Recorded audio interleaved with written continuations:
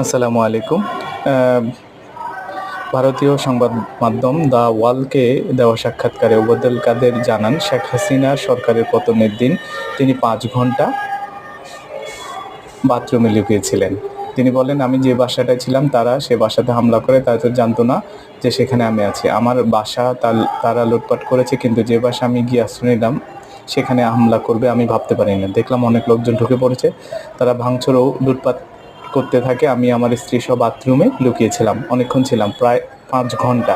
তারপর একটা পর্যায়ে তারা বাথরুমে ভিতরে কমোড বেসিন এগুলো লুটপাট করেছে। আমার ওয়াইফ বাথরুমে মুখে দাঁড়িয়ে বারবার সে বলছিল আমি অসুস্থ, এই কথা বলে তাদের ফিরিয়ে দিচ্ছে। একটা পর্যায়ে তারা বাথরুমে যেগুলো আছে সেগুলো লুট করার জন্য জোরপূর্বক প্রবেশের হুমকি দেয়।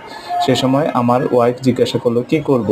বললাম, খুলে দাও। তারপর ৭ থেকে ৮ জন ছেলে ঢুকলো খুবই আক্রমণাত্মক দৃষ্টিভঙ্গি নিয়ে। হঠাৎ তারা আমার দিকে তাকিয়ে, নেত্রী চলে গেল, আপনি জাননি কেন? আমি কিছু বলছিলাম, তাদের মধ্যে কি উদয় হলো আমি জানি না।